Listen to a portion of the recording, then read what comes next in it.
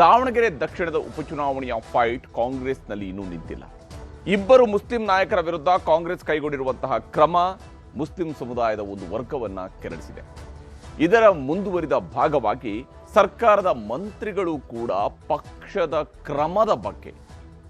ಕೈಗೊಂಡಿರುವಂತಹ ಕ್ರಮದ ಬಗ್ಗೆ ಬಹಿರಂಗ ಅಸಮಾಧಾನ ಹೊರಹಾಕ್ತಾ ಇದ್ದಾರೆ. ಇದುವೇ ಇವತ್ತಿನ ಪಂಚಾಯಿತಿಯ ಮೊದಲ ಸುದ್ದಿ, ನಿಲ್ಲದ ಗುದ್ದಾಟ. ಕಾಂಗ್ರೆಸ್ನಲ್ಲಿ ಸದ್ಯಕ್ಕಂತೂ ಈ ಗುದ್ದಾಟ ನಿಂತಿಲ್ಲ, ನಿಲ್ಲುವ ಲಕ್ಷಣ ಕೂಡ ಕಾಣ್ತಾ ಇಲ್ಲ. ಇಲ್ಲಿ ಈಗಾಗಲೇ ಇಬ್ಬರ ವಿರುದ್ಧ ಕ್ರಮ ಕೈಗೊಳ್ಳಲಾಗಿದೆ. ಒಬ್ಬರನ್ನ ವಜಾ ಮಾಡಲಾಗಿದೆ, ಒಬ್ಬರನ್ನ ಹುದ್ದೆಯಿಂದ ವಜಾ ಮಾಡಲಾಗಿದೆ, ಮತ್ತೊಬ್ಬರನ್ನ ಪಕ್ಷದಿಂದಲೇ ಅಮಾನತು ಮಾಡಲಾಗಿದೆ. ಈ ಎರಡೂ ಪ್ರಕರಣಗಳಲ್ಲಿ ಈ ಇಬ್ಬರ ವಿರುದ್ಧ ಕ್ರಮ ಕೈಗೊಳ್ಳುವಾಗಲೂ ಯಾವುದೇ ನೋಟಿಸ್ ರವಾನೆ ಆಗಿಲ್ಲ. ಇದನ್ನೇ ನಿಯಮಗಳ ಪಾಲನೆ ಮಾಡಬೇಕಾಗಿತ್ತು ಅಂತೇಳಿ ಪಕ್ಷದ ಕ್ರಮದ ಬಗ್ಗೆ ಅದೇ ಪಕ್ಷದಿಂದ ಆಯ್ಕೆಯಾಗಿ ಬಂದಿರುವ ಸಚಿವರುಗಳು ಅಸಮಾಧಾನ ಹೊರಹಾಕ್ತಾ ಇದ್ದಾರೆ ಬಹಿರಂಗವಾಗಿ. ಮತ್ತೊಂದು ಕಡೆಯಲ್ಲಿ ಮುಸ್ಲಿಂ ಧರ್ಮಗುರುಗಳು, ಎಐಸಿಸಿ ಅಧ್ಯಕ್ಷರಾಗಿರುವ ಮಲ್ಲಿಕಾರ್ಜುನ ಖರ್ಗೆ, ಲೋಕಸಭೆ ಪ್ರತಿಪಕ್ಷ ನಾಯಕ ರಾಹುಲ್ ಗಾಂಧಿ ಸೇರಿದಂತೆ ಕಾಂಗ್ರೆಸ್ನ ಹೈಕಮಾಂಡ್ ನಾಯಕರಿಗೆ ಮತ್ತು ರಾಜ್ಯ ನಾಯಕರುಗಳಿಗೆ ಒಂದು ಪತ್ರ ಬರೆದಿದ್ದಾರೆ. ಆ ಪತ್ರದ ಮುಖೇನ ಮುಸ್ಲಿಂ ಸಮುದಾಯವನ್ನ ಕಾಂಗ್ರೆಸ್ ಹೇಗೆ ನಡೆಸ್ಕೊಳ್ತಾ ಇದೆ ಅಂತ ಹೇಳ್ತಾನೆ ನಾವು ಬೇರೆ ಆಯ್ಕೆಗಳ ಬಗ್ಗೆ ಯೋಚನೆ ಮಾಡಬೇಕಾಗತ್ತೆ ಅನ್ನುವಂಥ ಎಚ್ಚರಿಕೆಯನ್ನು ಕೊಟ್ಟಿದ್ದಾರೆ. ಮತ್ತೊಂದು ಕಡೆ ಸಚಿವ ಜಮೀರ್ ಅಹಮದ್ ಖಾನ್ ಅವರ ವಿರುದ್ಧ ಕ್ರಮ ಕೈಗೊಳ್ಳಬೇಕು ಅನ್ನೋಂಥ ಕೂಗು ಕಾಂಗ್ರೆಸ್ನಲ್ಲೇ ಒಂದು ವಲಯದಿಂದ ಕೇಳಿ ಬರ್ತಾ ಇದೆ, ವಿಶೇಷವಾಗಿ ಮುಸ್ಲಿಂ ನಾಯಕರ ಕಡೆಯಿಂದಲೇ ಕೇಳಿ ಬರ್ತಾ ಇದೆ.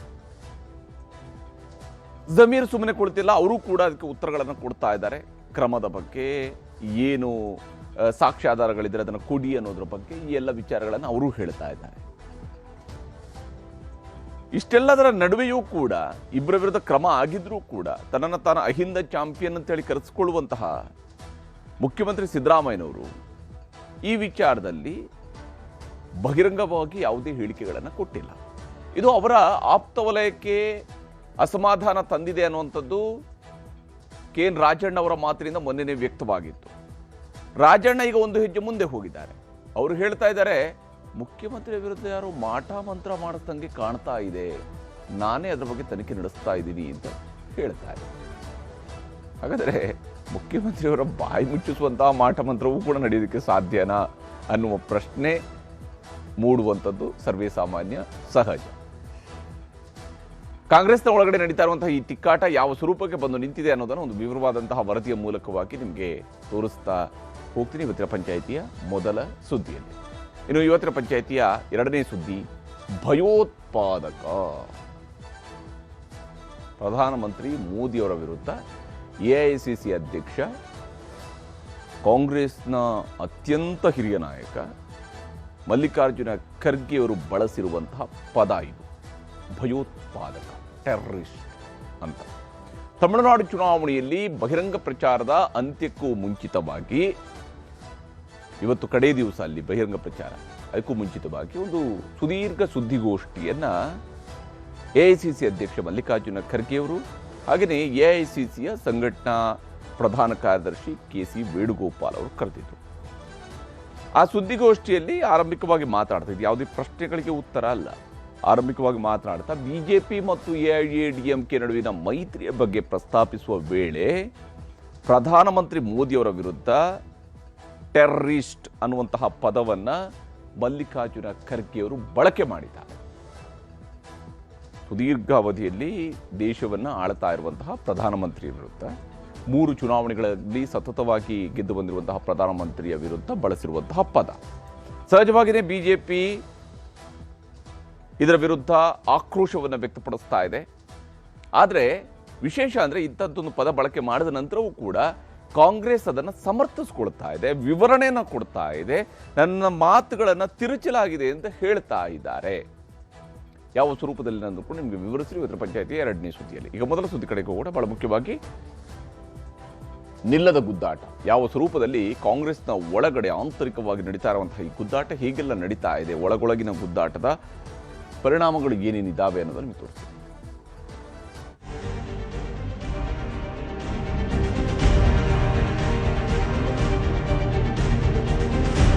ಪ್ರೊಸೀಜರ್ ಪ್ರಕಾರ ಮಾಡಬೇಕಾಗಿತ್ತು, ನೋಟಿಸ್ ಕೊಡಬೇಕಾಗಿತ್ತು. ಯಾರು ಹಾಗೆ ಸಾಧಿಸ್ತಾ ಇಲ್ಲ, ಯಾರು ಮಾಡ್ತಾ ಇಲ್ಲ. ಅಲ್ಪಸಂಖ್ಯಾತರ ಲೀಡರ್ಗಳಿದ್ದರು, ಅವ್ರ ಎದುರುಗಡೆನೇ ತೀರ್ಮಾನ ಆಯಿತು, ಅವರು ಒಪ್ಕೊಂಡು.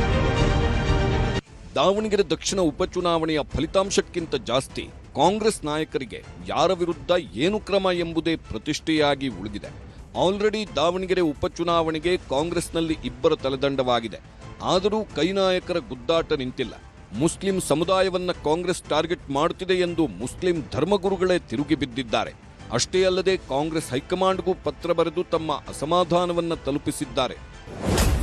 ಹೈಕಮಾಂಡ್ಗೆ ಮುಸ್ಲಿಂ ಧರ್ಮಗುರುಗಳ ದೂರು, ಕಾಂಗ್ರೆಸ್ ಬಿಟ್ಟು ಪರ್ಯಾಯ ಆಯ್ಕೆಗಳ ಬಗ್ಗೆ ಎಚ್ಚರಿಕೆ. ಕಾಂಗ್ರೆಸ್ ಅಂದ್ರೆ ಮುಸ್ಲಿಂ ಸಮುದಾಯ ಅಂದ್ರೆ ಕಾಂಗ್ರೆಸ್ ಅನ್ನೋದು ಬಹಿರಂಗ ಸತ್ಯ. ಆದರೆ ದಾವಣಗೆರೆ ದಕ್ಷಿಣ ಉಪಚುನಾವಣೆ ಬಳಿಕದ ಬೆಳವಣಿಗೆಗಳು ಮುಸ್ಲಿಂ ಸಮುದಾಯವನ್ನ ಸಿಡಿದೇಳುವಂತೆ ಮಾಡಿದೆ. ಪಕ್ಷದಲ್ಲಿ ಕಾಂಗ್ರೆಸ್ ಪರ ಮತ್ತು ವಿರೋಧ ಅಂತ ಬಣಗಳು ಆರಂಭವಾದಂತೆ ಗೋಚರಿಸುತ್ತಿದೆ. ನಮ್ಮನ್ನ ನಡೆಸ್ಕೊಳ್ತಿರೋ ಪರಿ ಸರಿಯಿಲ್ಲ ಅಂತ ಎಐಸಿಸಿ ಅಧ್ಯಕ್ಷ ಮಲ್ಲಿಕಾರ್ಜುನ್ ಖರ್ಗೆ, ಲೋಕಸಭಾ ವಿಪಕ್ಷ ನಾಯಕ ರಾಹುಲ್ ಗಾಂಧಿ, ಮುಖ್ಯಮಂತ್ರಿ ಸಿದ್ದರಾಮಯ್ಯ, ಉಪಮುಖ್ಯಮಂತ್ರಿ ಡಿಕೆ ಶಿವಕುಮಾರ್ ಸೇರಿದಂತೆ ಹಲವು ನಾಯಕರಿಗೆ ಮುಸ್ಲಿಂ ಧರ್ಮಗುರುಗಳ ಸಂಘಟನೆಗಳ ಒಕ್ಕೂಟ ಖಡಕ್ ಪತ್ರ ಬರೆದಿದೆ. ಮುಸ್ಲಿಮರ ಬಗ್ಗೆ ನಿರ್ಲಕ್ಷ್ಯ ಧೋರಣೆ ಈಗ ಮುಂದಿನ ಹಂತಕ್ಕೆ ತಲುಪಿದೆ. ಸಮುದಾಯದ ಜೊತೆ ಕಾಂಗ್ರೆಸ್ ಪಕ್ಷದ ತಾರತಮ್ಯ ನೀತಿ ಸರಿಯಲ್ಲ. ನಮಗೆ ಆಯ್ಕೆಗಳಿದ್ದರೂ ಕಾಂಗ್ರೆಸ್ ಪಕ್ಷವನ್ನ ಸಮುದಾಯ ಸದಾ ಬೆಂಬಲಿಸುತ್ತಲೇ ಬಂದಿದೆ. ಆಡಳಿತ ನೇಮಕಾತಿಗಳಲ್ಲಿ ಸಮುದಾಯವನ್ನ ಸಂಪೂರ್ಣ ನಿರ್ಲಕ್ಷಿಸಲಾಗಿದೆ. ದಾವಣಗೆರೆ ದಕ್ಷಿಣ ಉಪಚುನಾವಣೆ ಟಿಕೆಟ್ ವಿಚಾರದಲ್ಲಿ ನಮಗೆ ಆಘಾತವಾಗಿದೆ. ಹೀಗೆ ಆದರೆ ನಮ್ಮ ರಾಜಕೀಯ ಆಯ್ಕೆಗಳ ಬಗ್ಗೆ ಆಲೋಚಿಸಬೇಕಾಗುತ್ತದೆ. ಟಿಕೆಟ್ ಕೇಳಿದ್ದೇ ಅಪರಾಧ ಎಂಬಂತೆ ನಮ್ಮ ಜೊತೆ ನಡೆದುಕೊಳ್ಳಲಾಗಿದೆ. ಮತದಾನ ಮುಗಿದ ಕೂಡಲೇ ಹಗೆ ಸಾಧಿಸುವ ಹಾಗೆ ಪಕ್ಷ ನಡೆದುಕೊಂಡಿದೆ. ಸೂಕ್ತ ಕಾರಣ ವಿವರಣೆಗೂ ಅವಕಾಶ ನೀಡದೆ ಏಕಾಏಕಿ ವಜಾ ಮಾಡಲಾಗಿದೆ. ಇದು ಮುಸ್ಲಿಂ ಸಮುದಾಯಕ್ಕೆ ಗಾಯದ ಮೇಲೆ ಬರೆ ಎಳೆದಂತಾಗಿದೆ. ಸಮುದಾಯದ ಬಗ್ಗೆ ಕೆಪಿಸಿಸಿ ಅಧ್ಯಕ್ಷರ ಹೇಳಿಕೆ ಅತ್ಯಂತ ಖಂಡನೀಯ ಅಂತ ಡಿಸಿಎಂ ಡಿಕೆಶಿ ವಿರುದ್ಧ ನೇರವಾಗಿಯೇ ಅಸಮಾಧಾನ ಹೊರಹಾಕಿದ್ದಾರೆ. ಈಗ ಎಲ್ಲ ಸರಿಪಡಿಸ್ತೀವಿ. ಗುರುಗಳು ಅಸಮಾಧಾನ ಆಗಿರೋದು ನಿಜನೇ. ನಾವು ಅವ್ರ ಜೊತೆ ಮಾತಾಡಿ ಎಲ್ಲ ಸರಿಪಡಿಸ್ತೀವಿ. ಕೆಪಿಸಿಸಿ ಶಿಸ್ತು ಕ್ರಮದ ವಿರುದ್ಧ ಸಿಡಿದೆದ್ದ ಜಮೀರ್, ಡಿಸಿಎಂ ಡಿಕೆಶಿ ವಿರುದ್ಧ ತೀವ್ರ ಅಸಮಾಧಾನ. ಇನ್ನು ಪಕ್ಷ ವಿರೋಧಿ ಚಟುವಟಿಕೆ ಅಂತ ಎಂಎಲ್ಸಿಗಳಾದ ಕೆ ಅಬ್ದುಲ್ ಜಬ್ಬಾರ್ ಮತ್ತು ನಸೀರ್ ಅಹಮದ್ ವಿರುದ್ಧ ತೆಗೆದುಕೊಂಡ ಶಿಸ್ತು ಕ್ರಮದ ವಿಚಾರವಾಗಿ ಸಚಿವ ಜಮೀರ್ ಅಹಮದ್ ಖಾನ್ ತೀವ್ರ ಅಸಮಾಧಾನ ಹೊರಹಾಕಿದ್ರು. ಏಕಾಏಕಿ ಕಾರಣ ಕೇಳದೆ ಶಿಸ್ತು ಕ್ರಮ ತಗೊಂಡಿದ್ದು ಸರಿಯಾದ ನಿರ್ಧಾರವಲ್ಲ. ಕ್ರಮಕ್ಕೂ ಒಂದು ಪ್ರಕ್ರಿಯೆ ಇದೆ. ಮೊದಲು ನೋಟಿಸ್ ಕೊಡಬೇಕು, ಅವರಿಂದ ಸ್ಪಷ್ಟನೆ ಪಡೆದು ಬಳಿಕ ಕ್ರಮದ ಬಗ್ಗೆ ನಿರ್ಧಾರ ಮಾಡಬೇಕಿತ್ತು ಅಂತ ಕಿಡಿಕಾರಿದ್ದಾರೆ. ಜಬ್ಬಾರ್ ವಿಚಾರದಲ್ಲಿ ಜಬ್ಬಾರ್ಗಿಂತ ಹೆಚ್ಚಾಗಿ ನಮ್ಮ ನಸೀರ್ ಅಹಮದ್ ಸಾಹೇಬರು ಭಾಳ ಮೋಸ್ಟ್ ಸೀನಿಯರ್ ಅವ್ರು ಏನಾರು ಪಕ್ಷದ ವಿರೋಧಿ ಏನಾದ್ರು ಮಾಡಿದರೆ ಅದು ಪ್ರೊಸೀಜರ್ ಇರ್ತದೆ. ಸತೀಶ್ ಜಾರಕಿಹೊಳಿ ಏನಿರೋದು ಪ್ರೊಸೀಜರ್ ಪ್ರಕಾರ ಮಾಡಬೇಕಾಗಿತ್ತು, ನೋಟಿಸ್ ಕೊಡಬೇಕಾಗಿತ್ತು, ರಿಪ್ಲೈ ತೊಗೊಳ್ಬೇಕಾಗಿತ್ತು. ರಿಪ್ಲೈ ಆದಮೇಲೆ ಮಾಡಬೇಕಾಗಿತ್ತು ಅಂತ ಹಂಗೇನಿರೋದು. ಬರೀ ಸತೀಶ್ ಅವ್ರದ್ದಲ್ಲ, ಎಲ್ಲರದು ಅದೇ ಅಭಿಪ್ರಾಯ. ಈಗ ಮಾತಾಡೋದಿಲ್ಲ, ಕೊಡ್ಬೇಕು ತಾನೆ, ದಾಖಲೆ ಕೊಡ್ಬೇಕು. ಯಾರು ಮಾಡಿದ್ದಾರೆ ಎಂತ ಕೊಡ್ಬೇಕು ತಾನೆ. ಅದು ಈಗ ಹೇಳಿದ್ದಾರೆ, ಕೊಡ್ಬೇಕು ತಾನೆ, ಯಾರಂತ ಹೇಳ್ಬೇಕು ತಾನೆ. ಈಗ ನನ್ಗೆ ಹೇಳಿದ್ರೆ ನಾನು ಉತ್ತರ ಕೊಡ್ಬೋದು, ಅದಕ್ಕೆ ನೀವಂದರೆ ನಿಮ್ಗೆ ಉತ್ತರ ಕೊಡ್ಬೋದು. ಏನಿಲ್ಲ, ಗೋಡೆ ಮೇಲೆ ದೀಪ ಇಟ್ಟು ಹೇಳ್ಬಿಟ್ರೆ ಹೇಳ್ಬೇಕು ತಾನೆ, ಯಾರಂತ ಹೇಳ್ಬೇಕು ತಾನೆ. ಸಚಿವ ಜಮೀರ್ ಅಹಮದ್ ಆರೋಪಕ್ಕೆ ಡಿಸಿಎಂ ಡಿಕೆ ಶಿವಕುಮಾರ್ ತಿರುಗೇಟು ಕೊಟ್ಟಿದ್ದಾರೆ. ಪಕ್ಷ ವಿರೋಧಿ ಚಟುವಟಿಕೆಗಳನ್ನ ಯಾವುದೇ ಕಾರಣಕ್ಕೂ ಸಹಿಸಲ್ಲ. ಕೆಪಿಸಿಸಿ ಅಧ್ಯಕ್ಷರಾಗಿ ತಪ್ಪು ಮಾಡಿದವರ ಮೇಲೆ ವರಿಷ್ಠರ ಸೂಚನೆಯಂತೆ ಕ್ರಮ ಕೈಗೊಳ್ಳಲಾಗಿದೆ. ಯಾರನ್ನೂ ಟಾರ್ಗೆಟ್ ಮಾಡಿಲ್ಲ, ಹಗೆಯನ್ನೂ ಸಾಧಿಸಲ್ಲ. ಪಕ್ಷದ ಶಿಸ್ತು ಎಲ್ಲರಿಗೂ ಒಂದೇ ಅಂತ ಸಮರ್ಥಿಸಿಕೊಂಡ್ರು. ಅಲ್ಪಸಂಖ್ಯಾತರಿಗೆ ಕೊಡಬೇಕಿರೋ ಪ್ರಾಧಾನ್ಯತೆ ಕೊಟ್ಟಿದ್ದೇವೆ ಅಂತ ಸಿಎಂ ಹಾಗೂ ಪರಮೇಶ್ವರ್ ಹೇಳಿದ್ರು. ಯಾರು ಹಾಗೆ ಸಾಧಿಸ್ತಾ ಇಲ್ಲ, ಯಾರು ಮಾಡ್ತಾ ಇಲ್ಲ. ಪಕ್ಷ ಶಿಸ್ತಿನಲ್ಲಿ ಏನು ಹೇಳ್ತದೋ ಆ ಪಕ್ಷದ ಶಿಸ್ತು ಎಲ್ಲರಿಗೂ ಕೂಡ ಶಿಸ್ತು ಅಳವಡಿಸ್ತದೆ. ಹೈಕಮಾಂಡು ತೀರ್ಮಾನ ತಗೊಳ್ಳುವಾಗ ಅಲ್ಪಸಂಖ್ಯಾತರ ಲೀಡರ್ಗಳಿದ್ದರು, ಅವ್ರ ಎದುರುಗಡೆನೇ ತೀರ್ಮಾನ ಆಯಿತು, ಅವರು ಒಪ್ಕೊಂಡ್ರು. ಆಮೇಲೆ ಯಾಕೆ ಕೆಲವರು ವಿರೋಧ ಮಾಡಿದ್ರು? ಅದು ಸತ್ಯಾಸತ್ಯತೆಯನ್ನು ಅವರು ಪರಿಶೀಲನೆ ಮಾಡ್ತಾರೆ. ಹೈಕಮಾಂಡ್ನವರು, ರಾಹುಲ್ ಗಾಂಧಿ ಅವರು ಸೂಚನೆ ಕೊಡ್ತಾರೆ, ಸತ್ಯಾಸತ್ಯತೆ ಪರಿಶೀಲನೆ ಮಾಡಿ ಅಂತೇಳಿ. ನಾವು ಯಾವತ್ತೂ ಕೂಡ ಅಲ್ಪಸಂಖ್ಯಾತರಿಗೆ ಪ್ರಯಾರಿಟಿಯನ್ನು ಮಾಡಿಕೊಂಡೇ ಬಂದಿದ್ದೇವೆ. ಈಗ ರಾಜ್ಯಸಭಾ ಕೊಟ್ಟಿದ್ದೇವೆ, MLCಗಳು ಕೊಟ್ಟಿದ್ದೇವೆ. ಸತೀಶ್ ಜಾರಕಿಹೊಳಿ ಅಲ್ಪಸಂಖ್ಯಾತ ಓಲೈಕೆ ಆಟ, ನೋಟಿಸ್ ಕೊಡೋದನ್ನ ಮೊದಲು ನಿಲ್ಲಿಸಿ ಅಂದ ಸಾಹುಕಾರ್. ಇಷ್ಟೆಲ್ಲ ಬೆಳವಣಿಗೆಗಳ ಮಧ್ಯೆ ಬೆಳಗಾವಿ ಸಾಹುಕಾರ್ ಸತೀಶ್ ಜಾರಕಿಹೊಳಿ ಮಾತ್ರ ಕೆಪಿಸಿಸಿ ನೋಟಿಸ್ ವಿರುದ್ಧ ಅಸಮಾಧಾನ ಮುಂದುವರೆಸಿದ್ದಾರೆ. ಕಳೆದ ವಾರವಷ್ಟೇ ಸಿಎಂ ಸಿದ್ದರಾಮಯ್ಯ ಡಿಕೆ ಶಿವಕುಮಾರ್ ಅವರನ್ನ ಭೇಟಿಯಾಗಿ ಶಿಸ್ತು ಕ್ರಮಕ್ಕೆ ತಡೆವೊಡ್ಡುವ ಸರ್ಕಸ್ ಮಾಡಿದ್ದ ಜಾರಕಿಹೊಳಿ ಸದ್ಯಕ್ಕೆ ಶಿಸ್ತು ಕ್ರಮದ ಅಗತ್ಯವಿಲ್ಲ, ಜಬ್ಬಾರ್ ಅಮಾನತು ವಾಪಸ್ ಪಡಿಬೇಕು ಅಂದಿದ್ದಾರೆ. ಸತೀಶ್ ಜಾರಕಿಹೊಳಿ ಮಾತಿಗೆ ಮಾಜಿ ಸಚಿವ ಕೆಎನ್ ರಾಜಣ್ಣ ಕೂಡ ಧ್ವನಿಗೂಡಿಸಿದ್ದಾರೆ. ರಿಸಲ್ಟ್ ಬರಲಿ, ಬಂದ್ಮೇಲೆ ಅದ್ರ ಬಗ್ಗೆ ಚರ್ಚೆ ಮಾಡಿ. ಈಗ ಮಾಡಿದ್ರು ಟೂ ಅರ್ಲಿ ಅಂತ ಹೇಳಿದಲ್ಲ, ವ್ಯತಿರಿಕ್ತವಾಗಿ ರಿಸಲ್ಟ್ ಬಂದರೆ ಅವ್ರ ಮೇಲೆ ಕ್ರಮಗಳ ಅದು ಗೊತ್ತಿಲ್ಲ. ಅದು ಹೈಕಮಾಂಡ್ ಬಿಟ್ಟ ಅಂತ, ನಮ್ಮ ಕಡೆ ಇಲ್ಲ. ನಾವೇನು ಕ್ರಮ ಕೈಗೊಳ್ಳುವಂಥ ಸ್ಟೇಜ್ನಲ್ಲಿ ನಾವಿಲ್ಲ. ಅಷ್ಟು ಮಾತ್ರ ಹೇಳ್ಬೇಕು. ರಿಸಲ್ಟ್ ಆಗುವವರೆಗೆ ಕಾಯೋಣ ಅನ್ನೋದು ಅಷ್ಟು ಮಾತ್ರ ನಮ್ಮದು. ಯಾರ ಮೇಲೆ ಏನೇ ಆರೋಪ ಬಂದರೂ ಕೂಡ ಅದನ್ನ ಅವರನ್ನು ನೋಟಿಸೇ ಕೊಡಬೇಕು ಅಂತಿಲ್ಲ.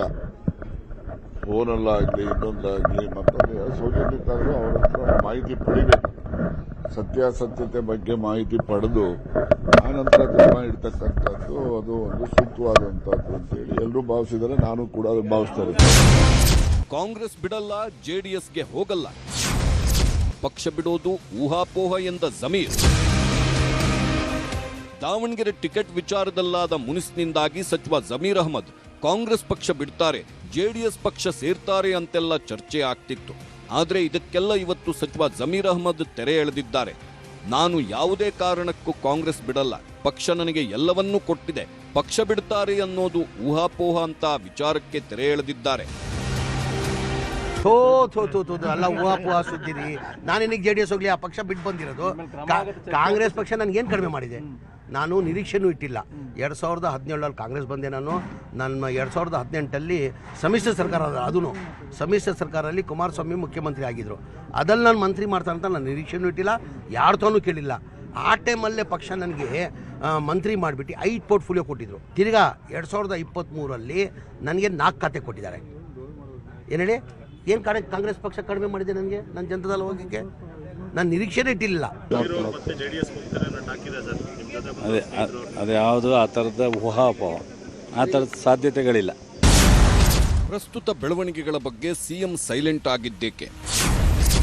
ಮಾಟ ಮಂತ್ರದ ಬಾಂಬ್ ಸಿಡಿಸಿದ ಸಚಿವ ಕೆಎನ್ ರಾಜಣ್ಣ. ದಾವಣಗೆರೆ ದಕ್ಷಿಣದ ವಿಚಾರದಲ್ಲಿ ಇಷ್ಟೆಲ್ಲ ಬೆಳವಣಿಗೆಗಳಾಗುತ್ತಿದ್ರು ಸಿಎಂ ಸಿದ್ದರಾಮಯ್ಯ ಮಾತ್ರ ಇಬ್ಬರು ಮುಸ್ಲಿಂ ನಾಯಕರ ವಿರುದ್ಧದ ಕ್ರಮದ ಬಗ್ಗೆ ತುಟಿ ಬಿಚ್ಚಿಲ್ಲ. ಇದರ ಬಗ್ಗೆ ಮಾಜಿ ಸಚಿವ ಕೆಎನ್ ರಾಜಣ್ಣ ಮೊನ್ನೆಯಷ್ಟೇ ಅಸಮಾಧಾನ ಹೊರಹಾಕಿದ್ರು. ಇದೀಗ ಮತ್ತೆ ಮಾತು ಮುಂದುವರೆಸಿರೋ ಕೆಎನ್ ರಾಜಣ್ಣ ಸಿಎಂ ಸೈಲೆಂಟ್ ಆಗಿರುವುದಕ್ಕೆ ಯಾರೋ ಮಾಟ ಮಂತ್ರ ಮಾಡಿಸಿರಬಹುದು ಅಂತ ಲೇವಡಿ ಮಾಡಿದ್ದಾರೆ. ಅಲ್ಲದೆ ಅದರ ಬಗ್ಗೆ ನಾನೇ ತನಿಖೆ ಮಾಡುತ್ತೇನೆ ಎನ್ನುವ ಮೂಲಕ ಕುತೂಹಲ ಹುಟ್ಟುಹಾಕಿದ್ದಾರೆ. ನಾನು ಹೇಳಕ್ ಹೋಗಲ್ಲ. ನನ್ನ ಅನುಭವದಲ್ಲೂ ನಾನು ಮೊನ್ನೆನೇ ಹೇಳಿದ್ದೀನಿ, ಅಸಹಾಯಕರಿದ್ದಾರೆ ಅಂತೇಳಿ ಹೇಳಿದ್ದೇನೆ.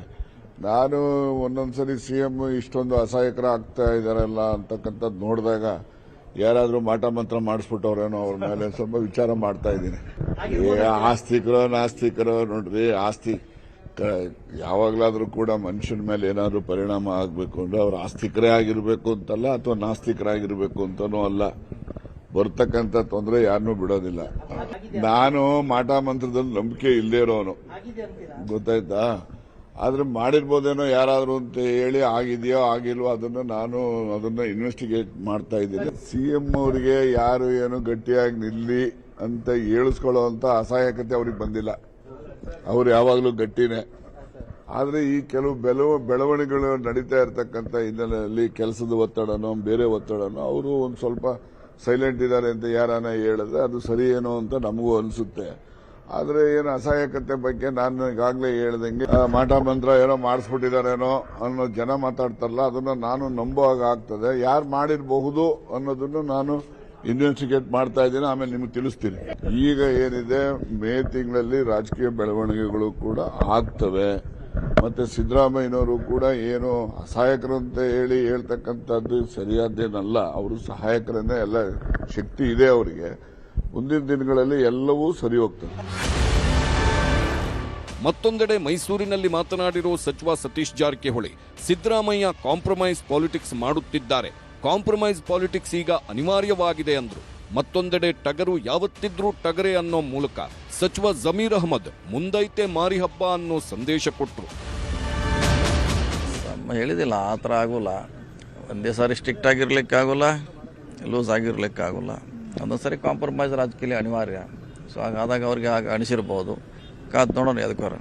ಇಲ್ಲ ಸಿದ್ದರಾಮಯ್ಯ ಟಗರ್ ಮುಂಚೆ ಹೆಂಗಿದ್ರು ಈಗಲೂ ಹಂಗೆ ಇದ್ದಾರೆ. ಅವ್ರು ಟಗರ್ ಮಾತಾಡ್ತಾರೆ, ಅಗತ್ಯ ಇದ್ರೆ ಮಾತಾಡ್ತಾರೆ, ಸುಮ್ಮನೆ ಮಾತಾಡ್ತಾರ. ನಮ್ಮ ಮುಖ್ಯಮಂತ್ರಿ ಅವರು, ನಮ್ಮ ಮುಖ್ಯಮಂತ್ರಿ ಅವರು ಸೈಲೆಂಟ್ ಇವಾಗ ಇರ್ಬೋದು, ಈಗ ಸೈಲೆಂಟ್ ಆಗಿರ್ಬೋದು, ಆದರೆ ಅವರು ಮಾತಾಡಿದ್ರೆ ಅದು ಬೇರೆ ಥರ ಸೌಂಡ್. ಒಟ್ಟಾರೆ ದಾವಣಗೆರೆ ದಕ್ಷಿಣ ಕ್ಷೇತ್ರದ ಉಪಚುನಾವಣೆಯ ನಂತರ ಕಾಂಗ್ರೆಸ್ ಪಾಳ್ಯದಲ್ಲಿ ಹೊತ್ತಿಕೊಂಡಿರುವ ಭಿನ್ನಮತದ ಕಿಡಿ ಇನ್ನೂ ಆರಿಲ್ಲ.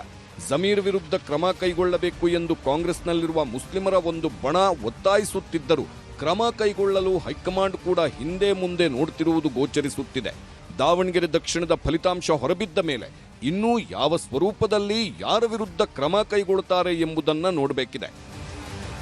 Bureau report, news 18. ಹೀಗೆ ಇಲ್ಲಿ ಕಾಂಗ್ರೆಸ್ ನಾಯಕರು ಒಬ್ಬೊಬ್ಬರು ಒಂದೊಂದು ರೀತಿಯಲ್ಲಿ ಮಾತನಾಡ್ತಾ ಇದ್ದಾರೆ.